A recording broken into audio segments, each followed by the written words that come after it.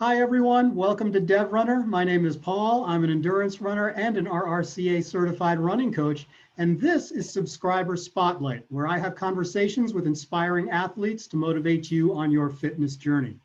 My guest today is an amazing fitness instructor, an entrepreneur, and a fellow YouTube host. He has a truly inspiring story. So without further delay, I should say, let's just jump right in with Aaron Maltz. Aaron, thank you so much for being here today. It's truly my pleasure, and I'm honored that you wanted to have me on. So thank you very much. Well, when I learned of you through sort of mutual YouTube friends and hosts, I was really intrigued by your story. And so it's my pleasure to be able to invite you on here today to share that story with everybody who's watching. Thank you, Paul. Thank you for being here. So just to get started, just to kind of give people an idea of who you are, I'm hoping you can share a short bio, who you are, where you're from, anything that you want people to know about you right up front. Sure. Try to keep it short and sweet. I have a bad habit of talking too much, so I will try to curb that. In a nutshell, I'm a married father of two young boys who, for anyone who's a parent, you know that they are your world and everything that you do revolves around them somehow. I grew up in northern New Jersey, lived there for about half of my life, a little more than half. Now I'm up in New York State. And despite appearances, I know, well, right now you can't see anything, but despite my appearances that you'll see in if you visit my YouTube channel, I am actually a huge nerd. I love learning constantly. I was a great student in school, graduated top 2% of my class in college. I have too many interests, too many hobbies. Cars, racing, gardening, aquarium keeping, you name it, just to name a few, computers and tech and everything, which is kind of goes right into the YouTube and all that stuff. Professionally, I was an exercise science major in college, which for anyone who knows about that, it's kind of a pre-med course of study. Some people go on to be doctors from that. I actually became a fitness professional while I was even in college. I got certified and everything and had the college background, etc.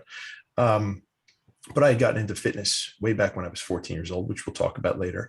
I then also, right out of school, I was a teacher for a few years, which, also is kind of why, another reason why I like doing what I do, to really help, not only help people, but also to teach them. In that time, for a pretty good period of time of my professional career, I was a celebrity trainer. I worked with pro athletes, NBA basketball players, some TV personalities.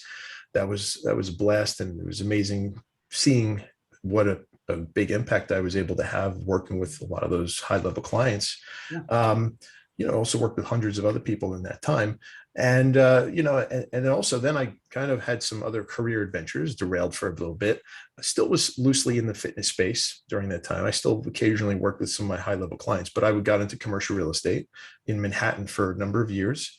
And then ended up running a McLaren dealership for a couple of years. Again, I'm a big car guy, so that was fun. It was fun. It was in a very different direction for me, but I'm kind of glad I left that when I did, because I would have lost the passion for cars if I stuck with that too much. And then I was head of investor development for a tech startup for a bit.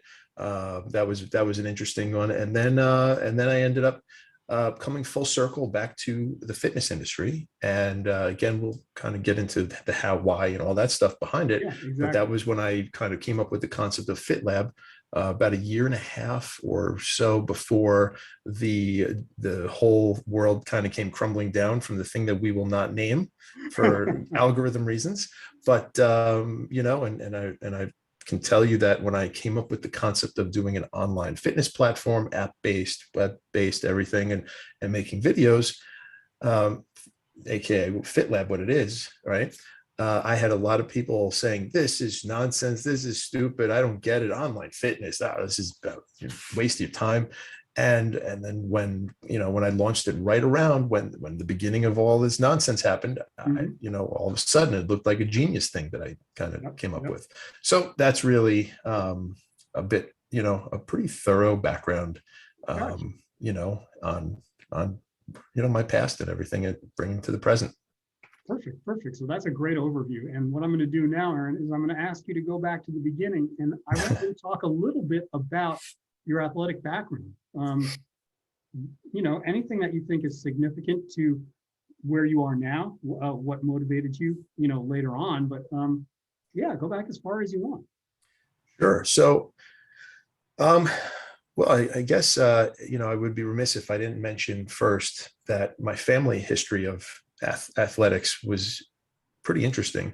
My grandfather, my father's father, who unfortunately I never met, he passed away, a couple decades before I was ever born, a decade or two before I was ever born. He was a Golden Gloves boxing champion. Wow. And he was, he was supposed to be in the 1936 Olympics, which was at the time it was held in Germany, he ended up not going for many reasons. But he was a champion boxer, junior welterweight, and and he got into that as a very similar story, as I understand it, because he was bullied and picked on. He was a smaller guy, and he never lifted a weight in his life, but he was phenomenally fit and really big muscles, and just by doing calisthenics. That was him. My other grandfather was, a whole other story, which it's too much to get into now, but he played soccer. He played, he was very athletic, and then worked with his hands for many years. And I just remember him, he was a big part of my life through, only a few years ago when he finally passed away at 99, years old. But I just have memories of him being this big, strong guy. And, you could say I had the genetics in the family and the athletic background. Now, I was not an athletic kid. My parents didn't really push me to get involved in sports. I was kind of an introverted guy back then. You might even say I looked like Steve Urkel as a kid, the big glasses, the strap, stuck around my neck, holding them on, suspender built-in pants. I mean, it was bad. Thank you, Mom. But I really wasn't into sport. I liked sports. I liked running, fast and other things, and playing sports, but just like on the playground type of thing. And so it wasn't until I was 14 years old that I got into both soccer, and then I played on the high school team. And I also got into weightlifting, which, again, we'll talk really about that much more in depth in a bit. But so soccer I did for, I think it was only 1 year. And then I did a little bit of track and field and cross country. So I did run distance for a bit. I unfortunately was born with flat feet. It was, just, again, the one bit of an issue with my genetics, right? Now, so I was born with this issue, and I started to get shin splints and a lot of pain, and I ended up having to stop, doing the distance running because it wasn't fitting me, and then I had to get orthotics, whatever. So I did enjoy it, though. I thoroughly loved it. The running, it was just a very peaceful, enjoyable experience for me when I did it. It's, now I enjoy doing things like going bicycle, cycling outside. You really just soak in your environment and see things that you wouldn't see if you were driving by the same place. So I don't know. I'm all about nature. So it's just such a pleasurable thing for many reasons. So, then in college, I played intramural sports, volleyball, et cetera. And, so I got into more athletics high school and on, and tennis and whatever. So that was really it. But weightlifting and, bodybuilding, I guess you could say bodybuilding, even though I never competed, was really something that was a huge integral part of my life for quite some time. Not quite some time, from 14 years old and on through current. So, it, continues to be a big part of my life, and probably will be forever, which I'm now, kind of passing on to my kids, getting them into, fitness at a young age, but in a very appropriate way, right? So there's a special way to do that with kids. You can't just throw them in a weight room. So that's really it.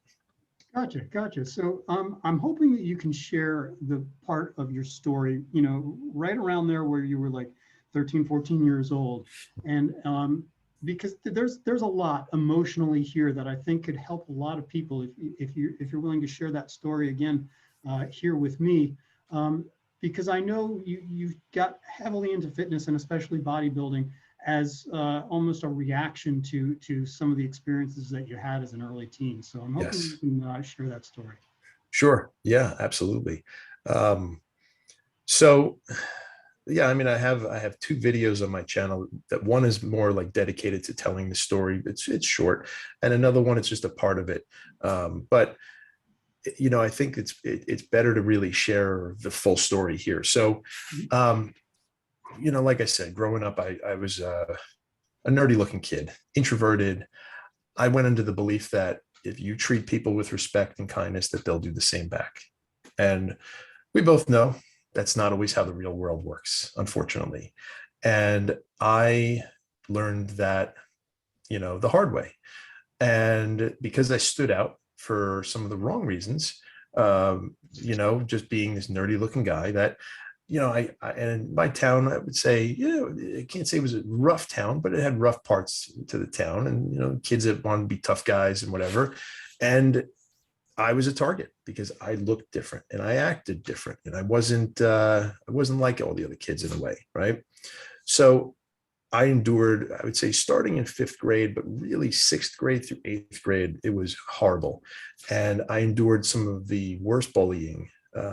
Sometimes it was weekly, daily. I'd get, kids punching me and beating me up for no reason, just constantly making fun of me, to the point where it's like, there were days I remember trying to just come home. I didn't want to, I just didn't want to be in school. The bus rides were torturous. Sometimes, I would be purposely late to the bus stop because I just didn't even want to go on the bus, and my mom would have to drive me to school. So it was really brutal.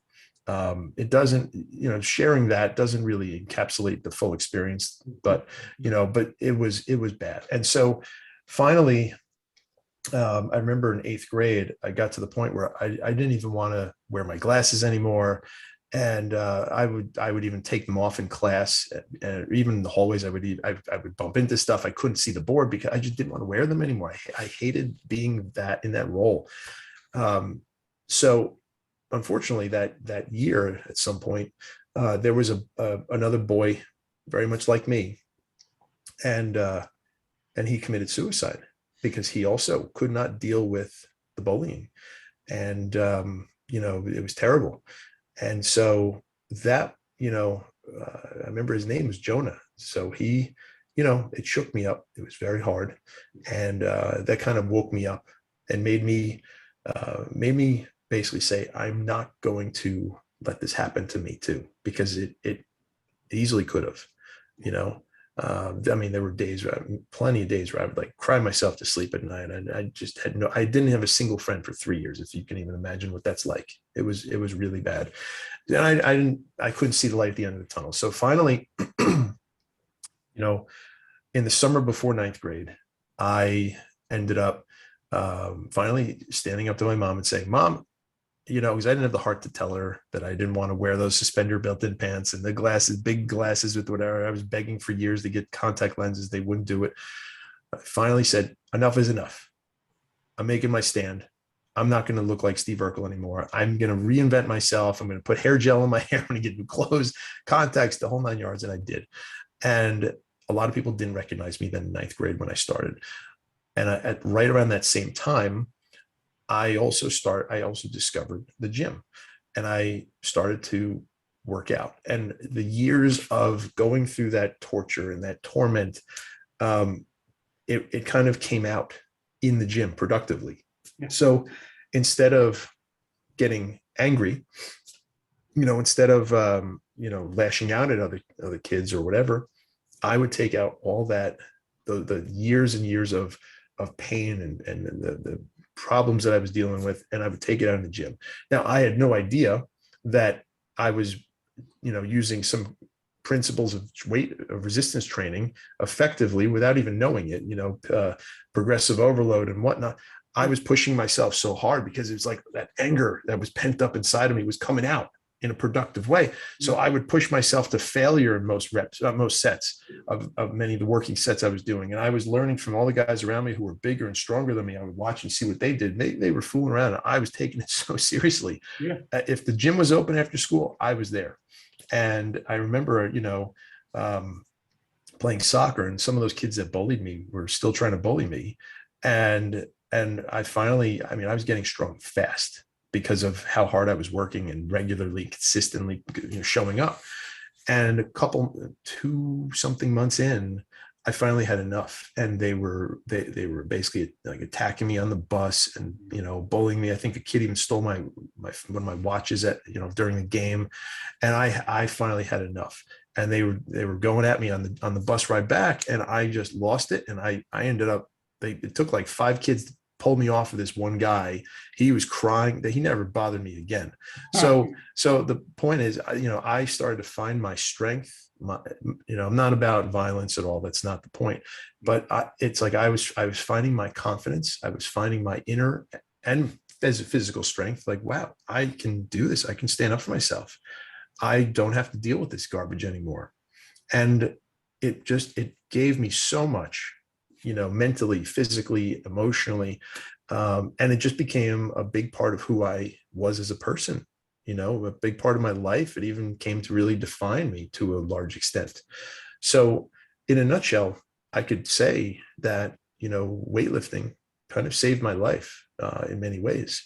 As cheesy as it may sound, it's actually largely true. No, I'm 100% with you. I mean, from a running standpoint, I didn't even get started running until well later in life. I was 42 years old when I started running, and I had reached, a little bit of an emotional, standstill. Let's put it that way. The life had just become ho-hum. I was just coming home from the office, eating too much and going to bed, and just kind of going. Very common. I hear it all the time. Yeah, and it's one of those things where you discover something in physical fitness that kind of, it awakens you, not just physically, but emotionally, mentally, and I think it makes us all better people. So I agree. To hear that it took you out of such a dark place is just wonderful. And thank you for sharing that, because that's, as we were saying before we started recording, that's not easy to share that kind of stuff. And no. I think it takes somebody with a lot of strength of character to share that with the world. So thank you. And I hope it helps. Well, thank you, Paul. What we were also, talking about a little bit beforehand was, I think this is relevant. So it took me a long time to really come to terms with all this stuff and to be able to speak so openly about it in this way. And I'm going to age myself when I say this, but a few years back when I was at my 20-year high school reunion, that was like a bit of like a life-changing experience, if you will, where there were some people there who, were, bullied me when I was younger. And I was ready to face it. Like, I'm like, all right, I'm going. Like, I'm curious to see the people I liked, even the people I didn't like. Whatever. I'm just really interested to see where everyone's at in life, and like water under the bridge. You're like, I'm ready to put this stuff to bed, but I was still a little anxious. And once you know it, a lot of those people actually apologized to me. Wow. For directly doing whatever. Now, the irony is, all right, I don't mean this in a negative way. I had just gotten, there was only one time in my life where I ever kind of got out of shape in my adult life. And that was, when my second son was born, the year following. I was at a really stressful job in commercial real estate in Manhattan. And, it was a really difficult year of business for me. I did well, but it was just a rough year. The stress of having 2 kids now, and there was a lot of responsibilities and all these other things going on in the background as well. And I remember I was also eating too much at home sometimes, even during the day, and I didn't even know how it happened so quickly, but I think gained 30 pounds. It felt like overnight. Yeah. And that never happened to me. I never could even gain weight if I tried historically. So then I lost the weight, at an appropriate rate over the course of a few months, and just got myself back on track on a regimented path and everything, and did everything properly, even as a fitness professional, right? Like, you think it doesn't happen to you, but it does. It can happen to anybody if you kind of veer off path for whatever reason. And I got myself back into like the best shape of my whole life. And that was basically right when I went to this reunion then. So here I am at the reunion, and a lot of these people who were my bullies or whatever, they were like 50, 100 pounds overweight in many cases. a lot of them looked 10, 20 years older than they were. And a lot of the people said, Aaron, you look like you barely aged 5 years. You know, I'm like, well, oh yeah, I look in the mirror, I thought differently, but whatever. So, but anyway, it was interesting. And, you know, to another point though, physical fitness and exercising regularly and eating healthy, it keeps you young, not only in the way you feel, but it also plays an impact in your appearance as well. It's very, very true. And it buys you more years of life as well, for obvious reasons, which we don't even have to go and list because there's so many. But so that was a life-changing experience because I had these people apologizing to me openly. And they, you know, and even some people who didn't bully me directly, they, you know, there's one guy in particular who, if he watches this, he knows who he is. But, you know, I'm now friends with him. We reconnected and he's a great guy. But he told me that he was, you know, he apologized for never stepping in. He was like a big, strong guy, and he could have easily probably, you know, stopped the nonsense that he saw happening. And I never even thought that was it, like, whatever. But it impacted me so much, and it meant so much to me to hear him say that. I remember, you know, calling my wife on the way home, like, oh, in tears, like how much it meant to me. That was so, anyway, that got me to a place where now I was able to basically start talking about my experience with this, because I kind of finally came to terms with it. And now it's like, okay, now I can speak about it and maybe help other people who might have dealt with or are dealing with the same kind of a situation by sharing my story. So sorry about the long roundabout, you know, long-winded version, but that's really, you know, how I got to this place now where I'm able to speak about this so much and openly.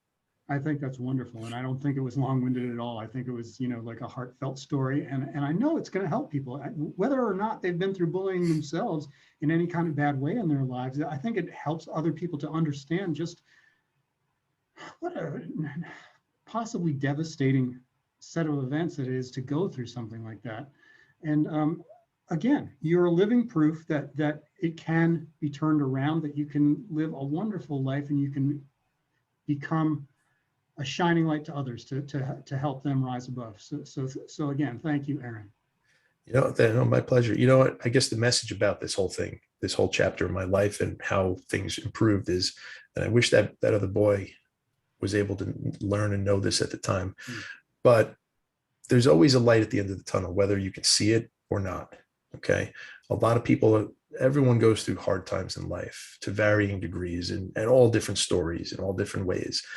But the important thing is to realize that no matter how dark and how difficult and bad things may be, there is always an upside, and there's always something worth staying around for, worth fighting for, and not ending things for you, because it's not just for you, it's for a lot of other people too who love and care for you. And, you know, and at the end of the day, we all do control our own fate, right? Whether we realize it or not. A lot of people let fate kind of just get determined for them. They never grab the bull by the horns. They never say, I need to control my life, and I need to figure out the right path for me. Those people, they need to really figure out how they can regain control, how they can lead the life they want to live, and that it's more than possible, and it is totally doable, and it is within their power. So, you know, and like you said, you know, I say this now all the time, I'm living proof that is a true statement, because if I was able to turn my life around, anybody can. Absolutely. I stand by that.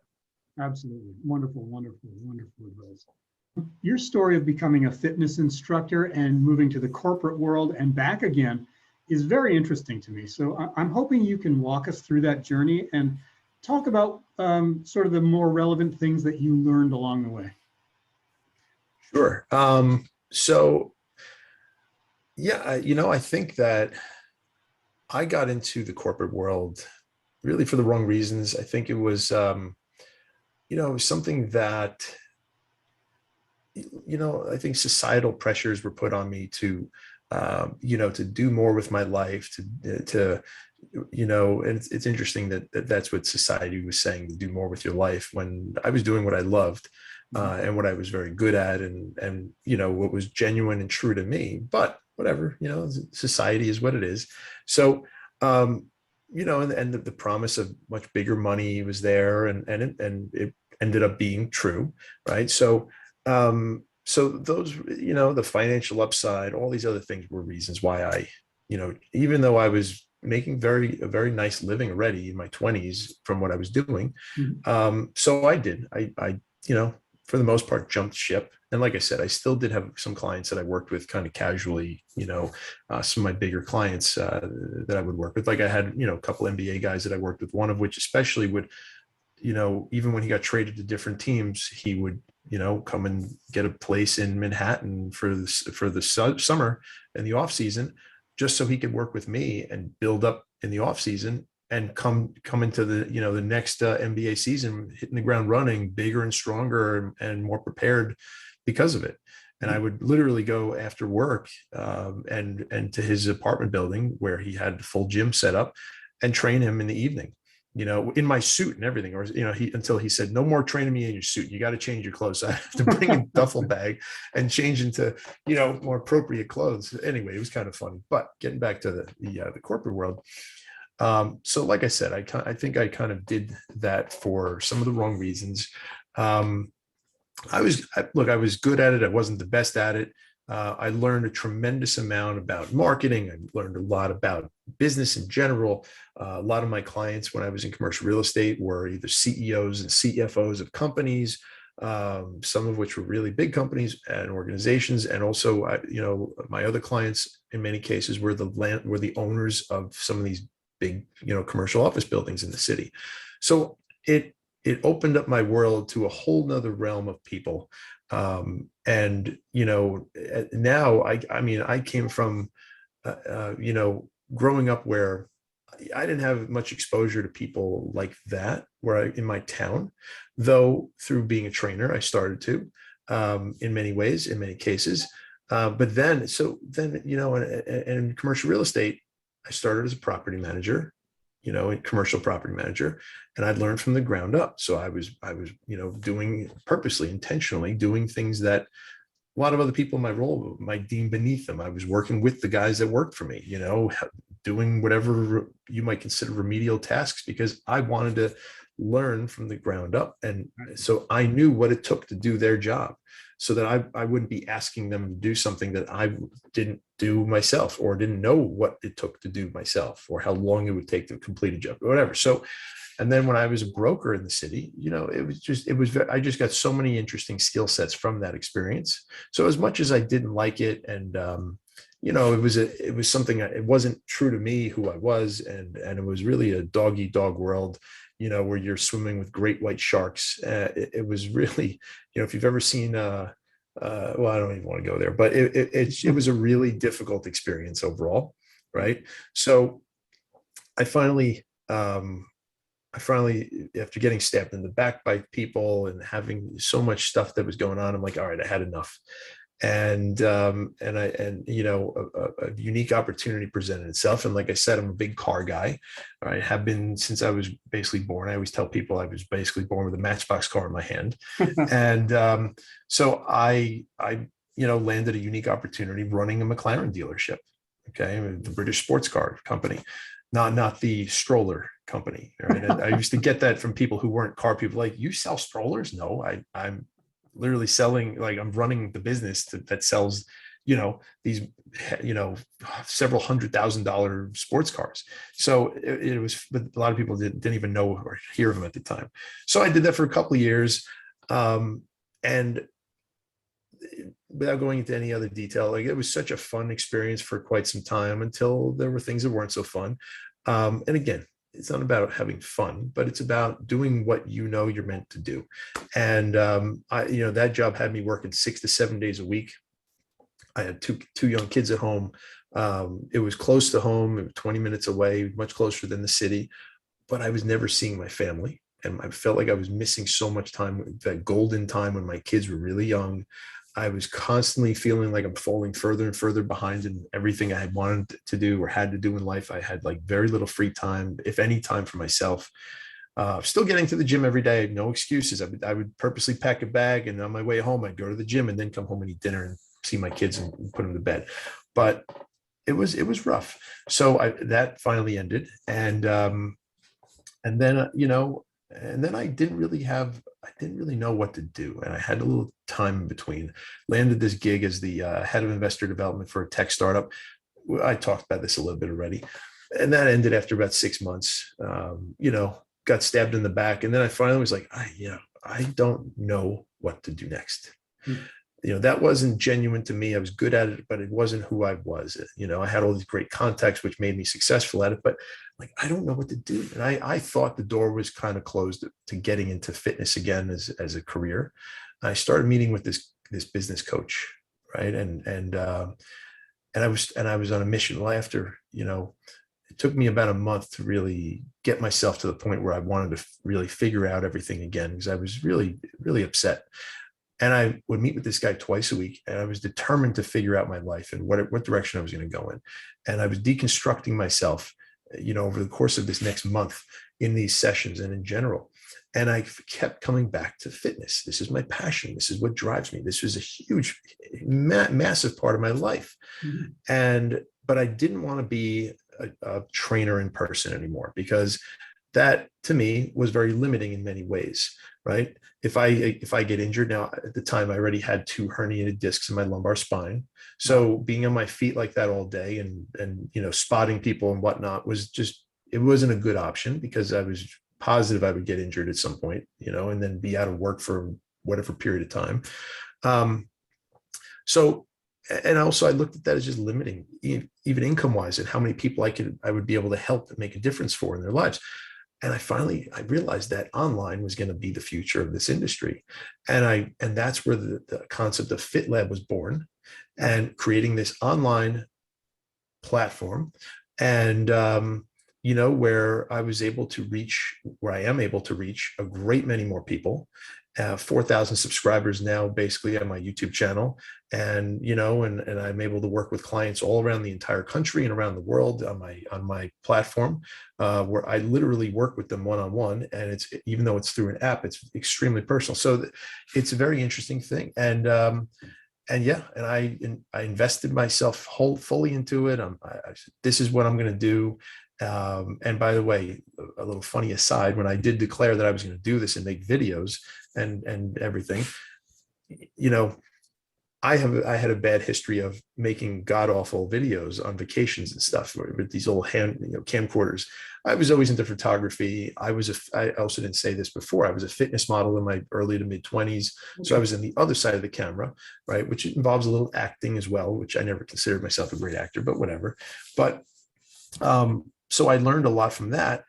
But when I was the one taking the video, making the videos, it was like cruel and unusual punishment for anyone who would watch. Like my parents would literally make me turn it off, because it was like running your fingers on a chalkboard. It was so bad. So they were like, "You're gonna make videos? You're gonna make fitness videos?" And I don't understand how you're terrible at this. And I said, "I'm gonna do it. I'm gonna figure it out. I'm gonna do it. I don't care how. I'm gonna make it happen." And look, you've seen my videos now, right? So I fully invested myself, like I said, into this. I must have watched 1,000 to 2,000 YouTube videos before I made my first one. Now, and I'm not even talking about how to make a video.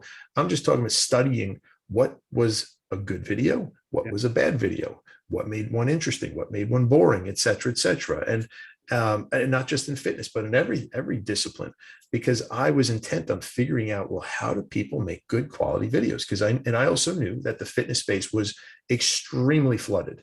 It flooded with people. There's like an ocean of people out there doing fitness, because everyone wants to be the next fitness influencer.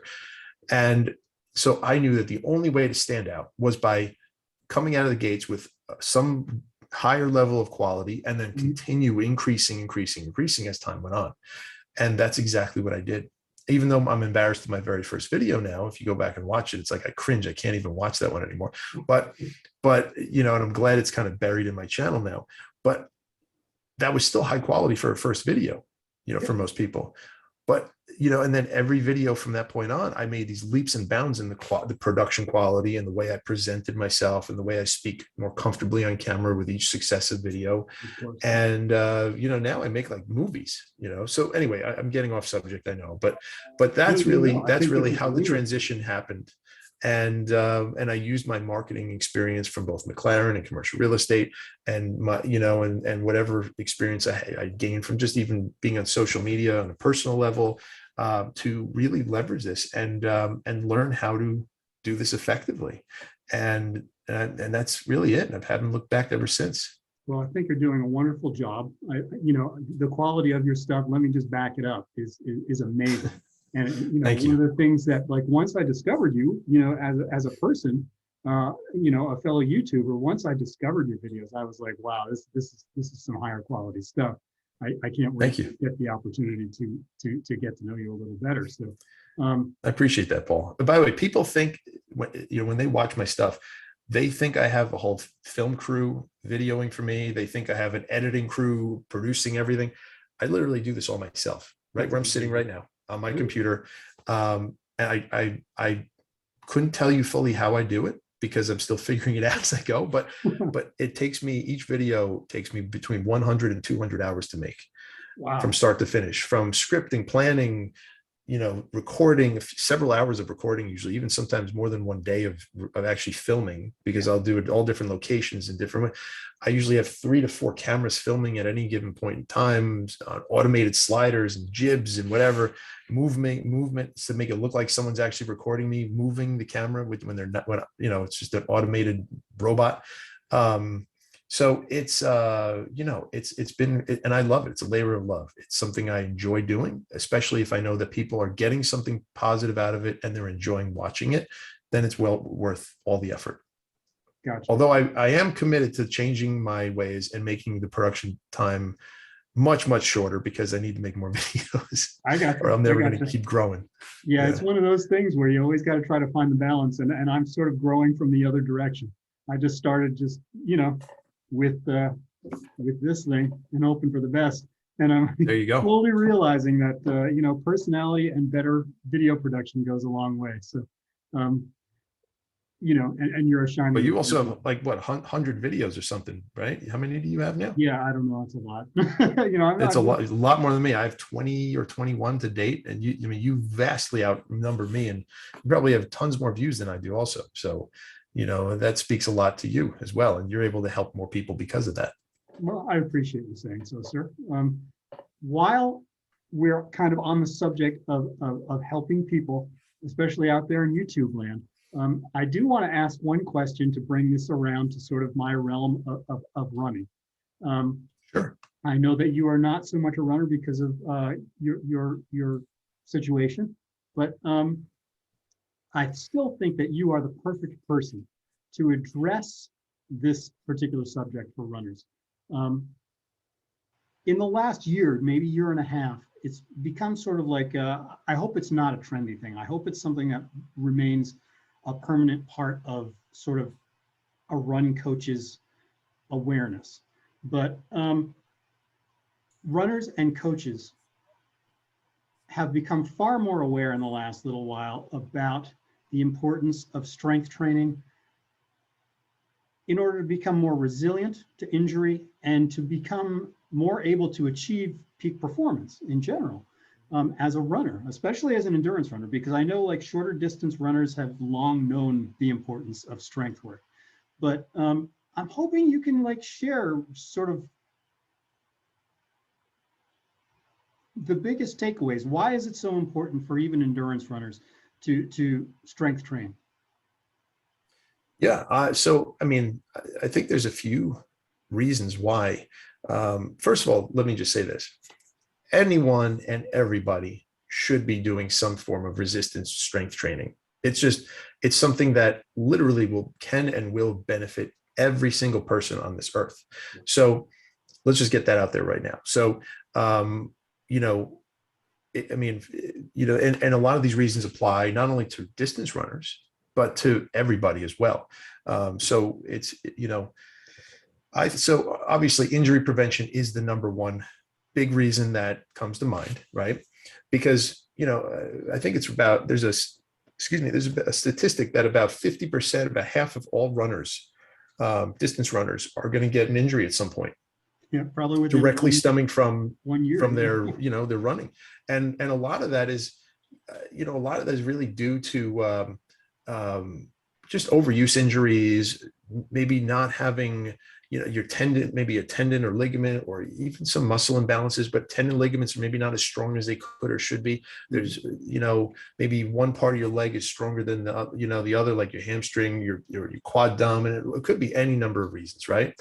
You could have core weakness, right? So in your actual core muscles, and that could lead you to end up having lumbar spine issues or whatever.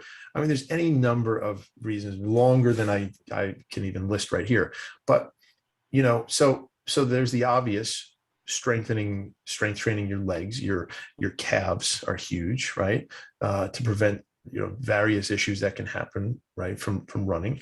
Look, if we know the issue of flat feet. Okay. Through strength training, you can actually improve that issue. You may never get rid of it entirely, but you can certainly strengthen yourself up so that you can kind of almost work around it to an extent. All right. That is a very important one. There's so many other things. People don't think of, when they think of strength training with running, they are automatically always thinking about the lower body. But again, I mentioned core before. Your core is really, think of it as the base of your entire body, even though, yes, the base is really your lower body. But if you have a weak core and you can't engage it, it's not strong enough, it really affects it like stems out all of your limbs, right? Exactly. You develop issues, you develop problems and pain and whatever, as well as your spine, right? So when you have a core that's strong and be able to be engaged actively, it also removes the pressure from your spine and allows you to, that's actually allowed me to, improve my situation with my disc issues in my lumbar spine, right? So I don't get these terrible, flare-ups anymore like I used to when I first developed this issue, because I focused on this.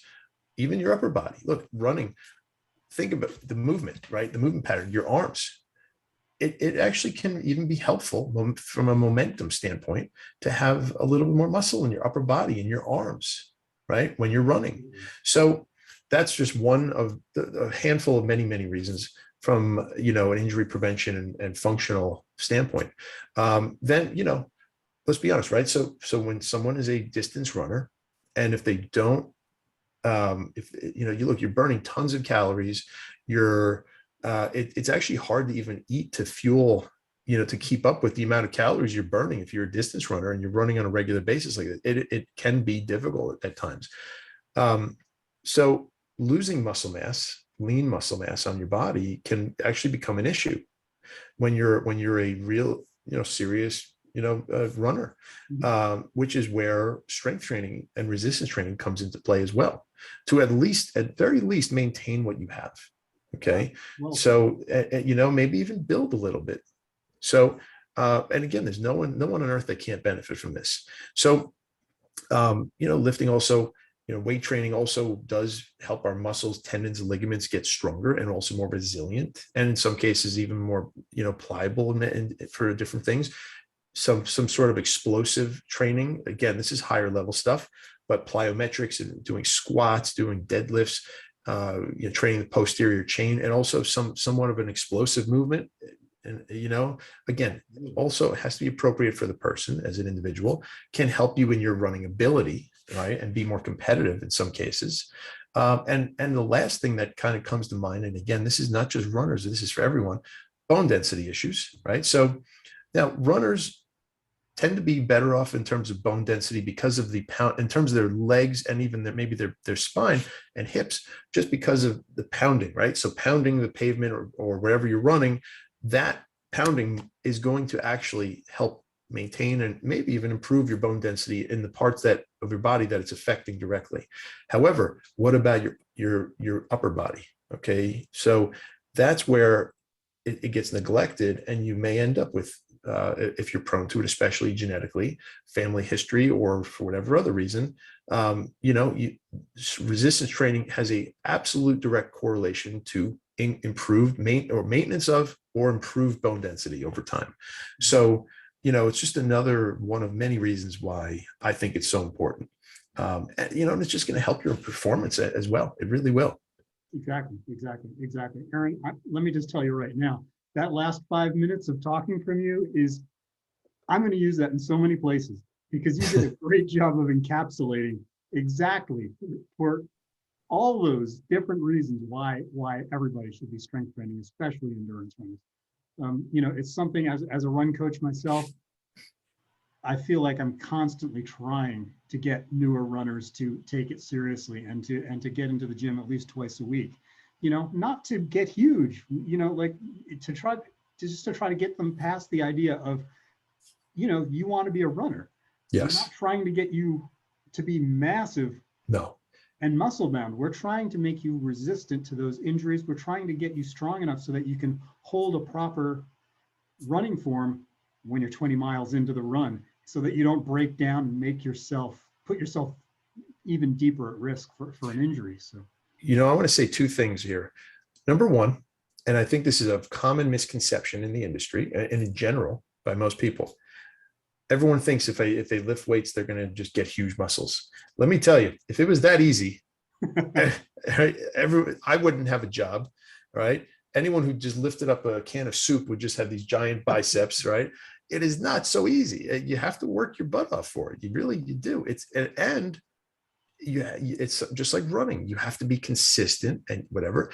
And everyone can build significant amount of muscle, but it's not something that happens overnight. It's not something that happens like, if you, and just because you lift weights doesn't mean you're ever going to necessarily build these big muscles. There's all different training methods that are for either strength or mobility, maybe, and then hypertrophy, which is physically building bigger muscles, right? There's all different training methodologies and modalities and whatever. So I also tell people, hey, the best way to look at any sport, any training, is to have a balanced approach. Okay, so if you ever look at the recommendations that kids get, I think it's no different than for what it should be, and it probably is for adults. There's the concept that kids should not be specializing in one specific sport. I think same is true for adults, because you're only training your body, your muscles one specific way. It becomes imbalanced. It becomes, you end up actually limiting your abilities in many other areas and in many other ways. So the issue is that if you're only training for running, you're missing so many other potential areas that you could be training to make big improvements in your ability as a runner and your overall health and physical capabilities, overall. So that's really what it was. There was something else I was going to say. I just can't remember now. I'm sure it'll come back to me. This is what happens when you get older, right? Yeah, I hope not, because I've got more years behind me than you do. So,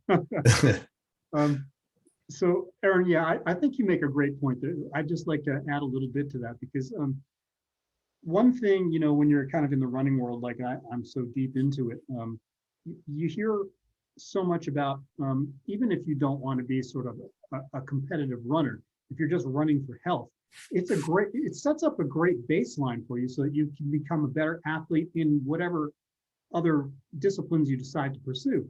And I think exactly the same thing is true for strength training. I think if you've got a really good cardiovascular base and you've got at least a decent strength base, there's nothing you can't go out there and excel in. So it's something I think that everybody should be involved with, I should say.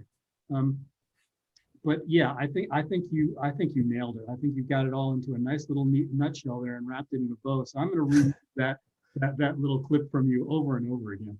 Sure, my pleasure. Yeah. So I'm just going to switch gears a little bit here with you, and Sure. I'm just wondering what motivates you now, what your future goals are for FitLabb, and just for you as a person. Sure. Good question. So, I think that, I mentioned this briefly earlier, but one of the biggest things that motivates me really are my kids, right? So every choice I make, everything I do somehow revolves around them. And are they going to be proud of me? Are they going to be benefiting from this choice I make or whatever? So, I think about, like, hey, I want to be around till I'm 100 years old and beyond, and healthy, and being able to play with my grandkids and great grandkids. So from that standpoint, I take good care of myself. I've never done a drug in my life. And I enjoy life perfectly well without it. Right. I'm not, and by the way, no judgment for anyone who does anything like that. That's just me personally. But, but no, I mean, I look at even my business, and my kids love what I do. I've even had them play a small part in some of my videos, like, and they love it, and they talk about it, with their friends and their teachers and whatever. And they love what I'm doing. They're so proud, which is great. So, aside from that, I think that also I want to be a good role model for them in terms of, making the world a better place in some way, helping people and showing them that there's more important things in life than, necessarily maybe having a job that you really don't like just because you're making a lot of money doing it, but you don't like the person that you see in the mirror at the end of the day. Right now, every day I get to wake up and look at myself in the mirror and say, I love what I do, and I'm making such a positive difference for so many people, and increasingly over time. So so that's one of the greatest things, right? But yeah, look, I want to continue to grow my YouTube channel for that very reason. I want to continue to grow my business, the FitLabb business that's associated with it. If you'll allow me to plug it, it's fitlab.com, FitLabb with 2 B's at the end, all one word. But it's also linked to all my videos, whatever, in the description. But that's what really drives me, because at the end of the day, I know that I'm going to be able to make a big difference for people who need it. And one more thing I think is worth mentioning, which is one of the things that one of the reasons why I didn't say this before, but I decided to do this is, I noticed that social media had become full of fitness influencers in the past few years, and it's making the fitness industry worse. Okay, because we have tons of people who are unqualified, unknowledgeable, who they just may have a 6-pack and a nice looking face and whatever, and they have some interesting story, or they showcase the fancy exercises that make absolutely no sense to do. All right, that are ridiculous. I could name a bunch of people off the top of my head, but we won't even go there. I'm not that kind of person. But it drove me crazy to see this, right? And so so we had all that happening. We had terrible information coming from these people, and all, even YouTube. We have so many bad quality coaches out there who, many of them are these influencers who are the ones that are getting all the business or whatever, building a name for themselves, when a lot of them are not even certified, have no background, no education, no nothing, right? But they put the name fitness on their name, and they're a coach now. There's a lot of poor quality services I noticed, and products, snake oil stuff being sold. Burn 20 pounds of belly fat in a week by taking this magic pill. Yep. You and I both know that's nonsense, right? So, but unfortunately, there's an ocean of people out there who are beginners who just don't know that, and they're being fed all this nonsense, and they're basically spending tons of money, throwing money out in the garbage for template programs that are not worth 10 cents, paying for products and snake oil stuff that's not going to help them, and they're paying a lot of money for this garbage. And so that's really what kind of got me going with this. And so I kind of started this because I said, it's great that I can work with pro athletes and celebrities and whatever, but get a lot of money for working with them. But at the same time, I realized there's so many people that need this. So my first intention was to democratize access to high quality, actual professional coaching services, fitness and nutrition. I have dietitians that work with my nutrition clients. I'm not the one doing it because legally and ethically I can't do it. No one else will probably tell you that, but that's the truth. So that's one thing. And I thought that was important.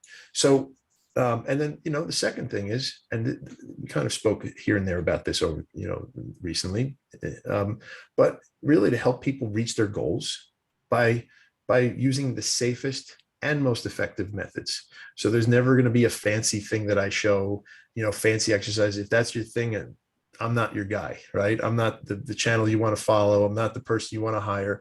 I'm never going to have you do like, jumping jacks off a cliff and flipping and then doing 2 push-ups and then jumping up and flipping backwards again. Like there's no reason for any of that stuff. You're just going to hurt yourself. You're going to look stupid doing it. You might feel cool until you break your arm or something, and you can't make any progress if you get injured, right? So that at the end of the day, these are the reasons why I'm doing what I'm doing and why I think it's so important. So that's really where I'm going, what motivates me.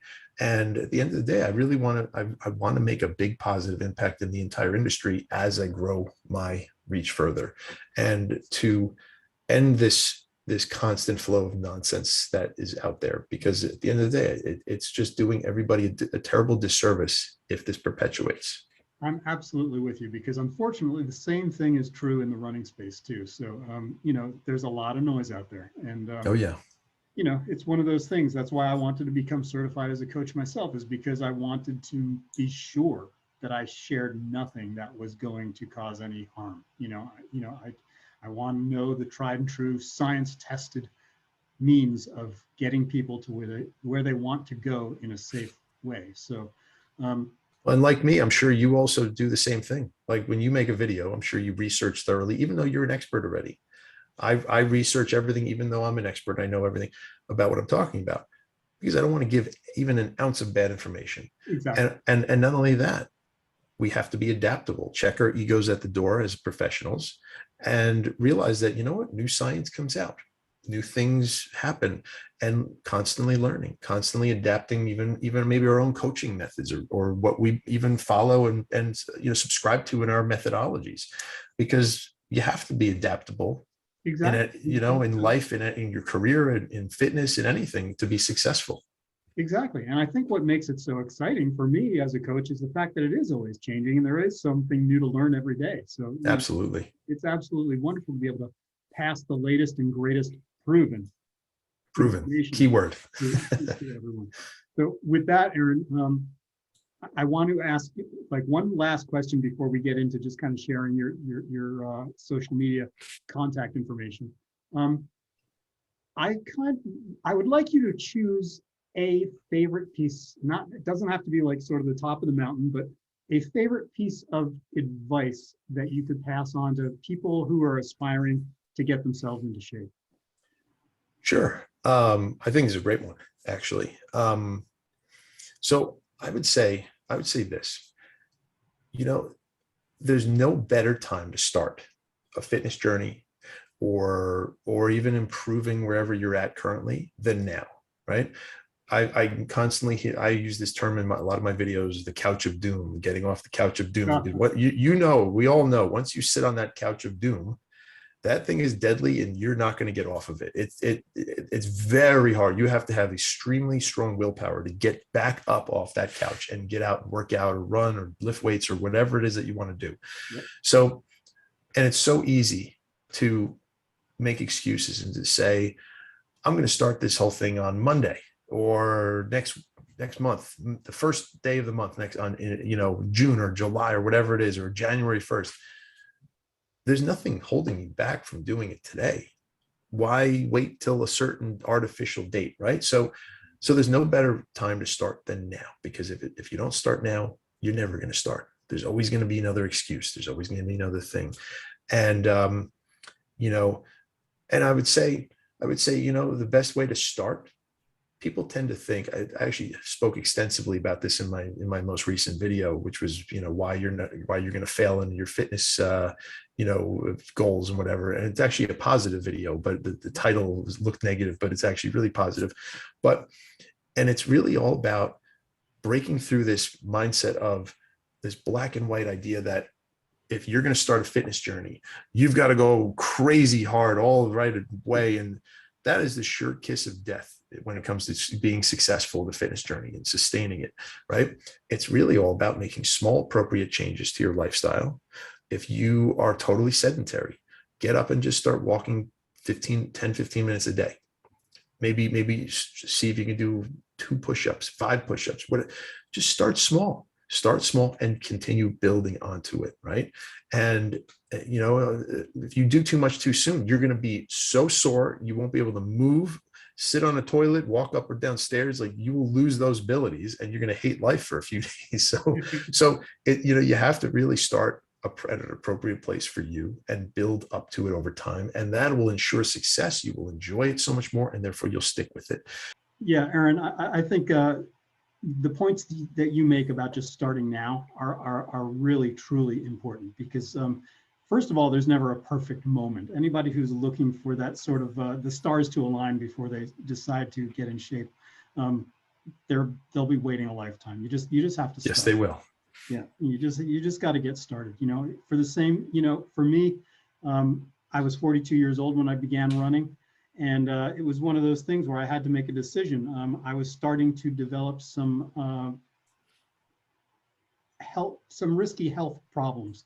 And, it was pretty much, I had to either start, or I was going down a road that I wasn't really wanting to go down with at the time, a young family that I was raising. So I had to make a decision. But, I know that you have kind of a similar and possibly much more serious story to share that will hopefully motivate people to get started now while their health is still good.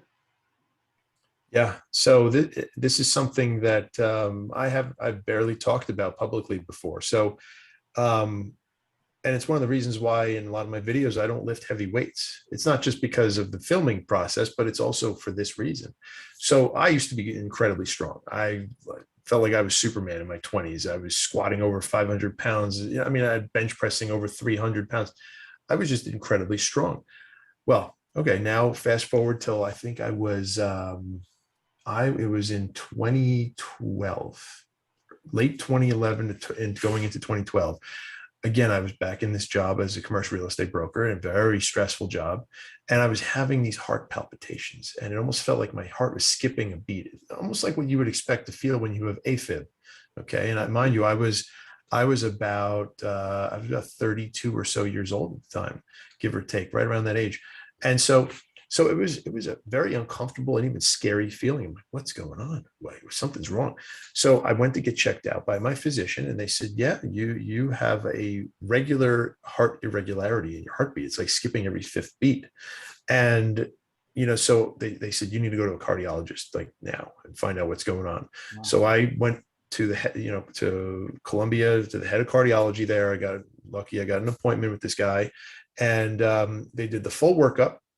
And they said, and so, the stress test, the whole 9 yards. And they said, well, the heart palpitations that you're feeling seems to be stress related. Okay, phew, big dodge the bullet. All right. So I reduce your stress. Good luck. I worked on doing that. Was one of the other reasons why I changed careers, and, among other things. Okay. But secondly, they said, your heart's super strong. You're in great shape.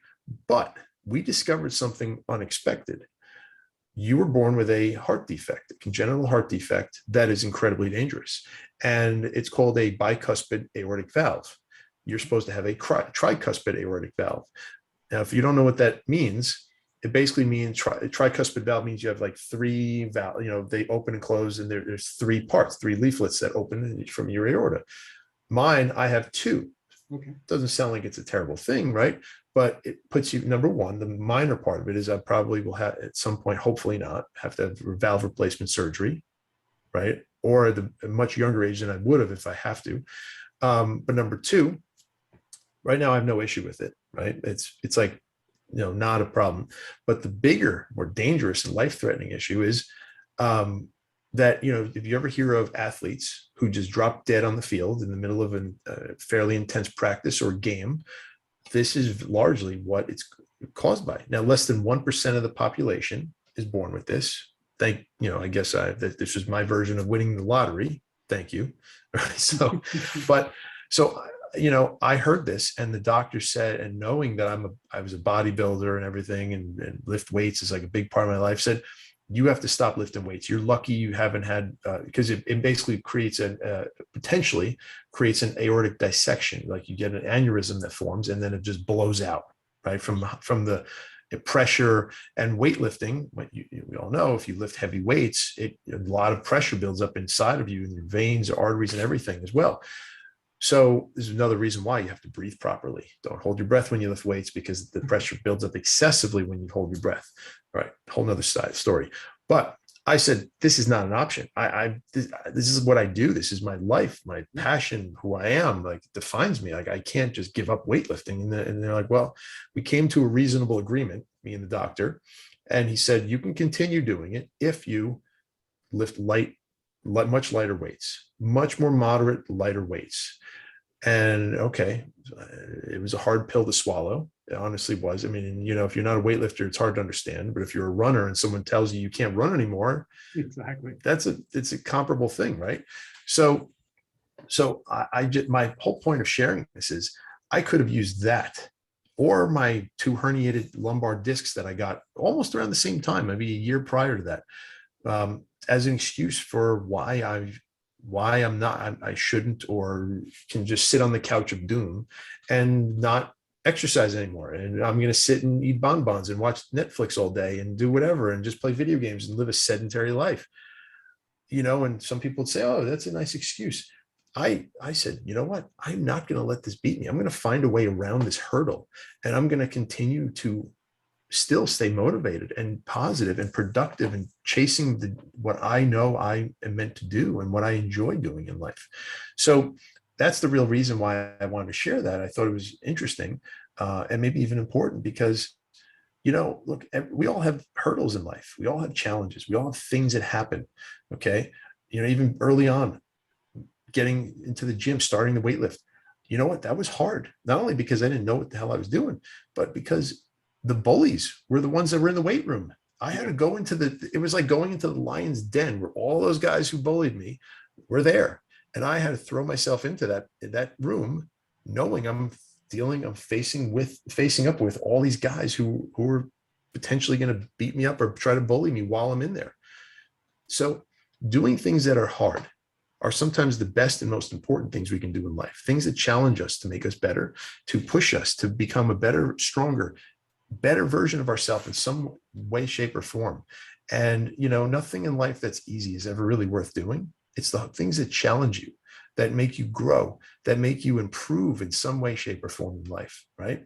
And that's, I think, the message here: to not make excuses, to start today, to really get on the positive path, and you know, pick yourself up by the collar and make yourself a better version of yourself, without excuses, without delay. That's just wonderful. It's wonderful advice. And you know, it harkens back to so many other great lessons that you can learn. You know, one of the things that I've realized, you know, even as a run coach over the years, just dealing with so many clients, is that you want to go after those small wins. You want a constant stream of small victories. You don't, Yep. Don't go for it all at once. You know, this is a long journey. Enjoy the path you're on. Don't always just be looking at the top of that mountain and how far you have to go. Enjoy getting there. And the other big thing for me that I hear throughout your story, Aaron, is that determination, discipline are not just, they don't just manifest in the physical realm. As you become stronger each day, it has a positive effect on the way you look at life. It has a positive mental and emotional effect on you, and it makes people better versions of themselves, as you said earlier. You know, so thank you for sharing. And just, you know, wonderful advice. I got to tell you, going to the gym is my happy place, right? Where exercising is my happy thing. I could have had the worst day possible, and I go and I get a good session in the gym for 45 minutes or an hour or whatever it is, and I check all that baggage at the door. It's all back there. I leave it. It's like the world looks brighter. The world looks happier to me then afterwards. And by the way, back real quick to the heart thing. I do have a ticking time bomb inside my chest. I hope I never have a problem. There's a good chance I may live my life without ever having a problem, without an aneurysm forming. But I get checked up every year and a half to 2 years now. They do a recheck, and thank God nothing's ever developed from it, and everything's fine to date, right, in the last 10 years. And they predict that I hopefully will be okay as long as I continue to do this moderated version of what I was doing. But again, you know, I'm committed to living a healthy, happy life and a long one. And that's why I continue on this path of taking good care of myself at all costs, right? It's the most important thing I can do. And that's really what it comes down to for me. Yeah, wonderful, wonderful stuff. And that's the thing. You're not only going to live a longer life, you're going to live a longer life that is of higher quality. So, Agreed. that's why everybody just needs to get on it. So thank you, Aaron.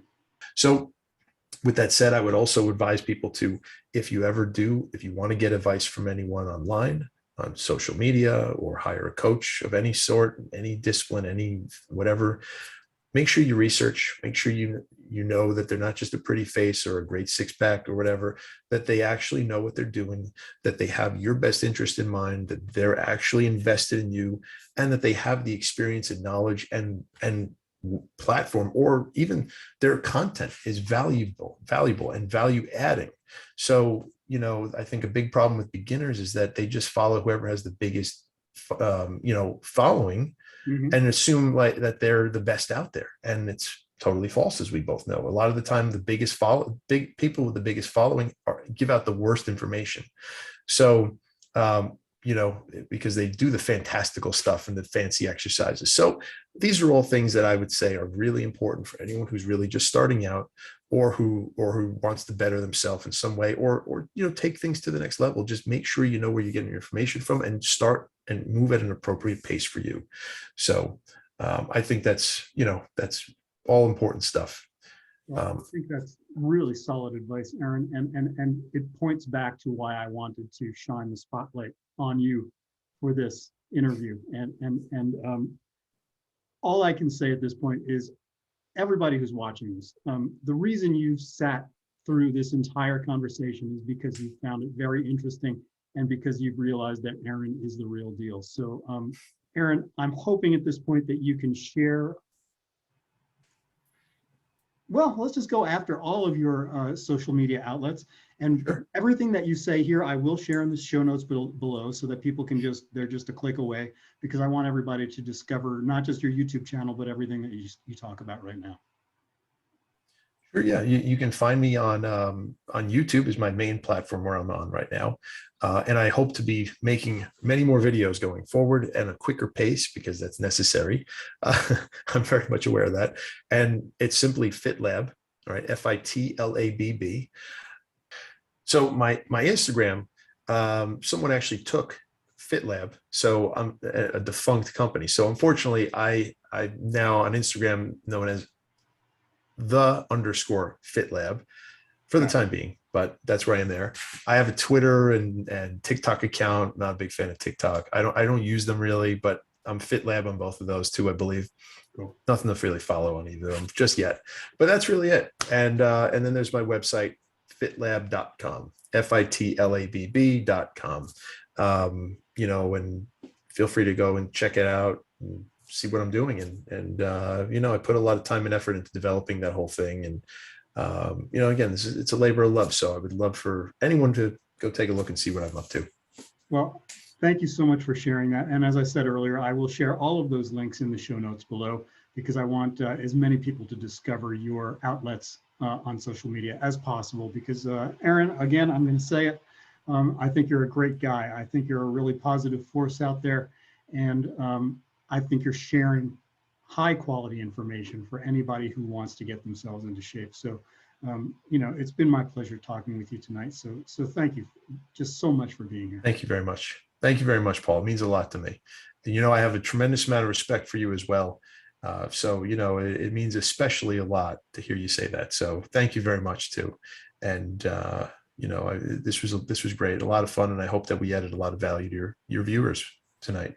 Yeah, I know we did. I know we did, sir. So with that, thank you, and have a great night. You too. All right. Bye-bye. Bye-bye.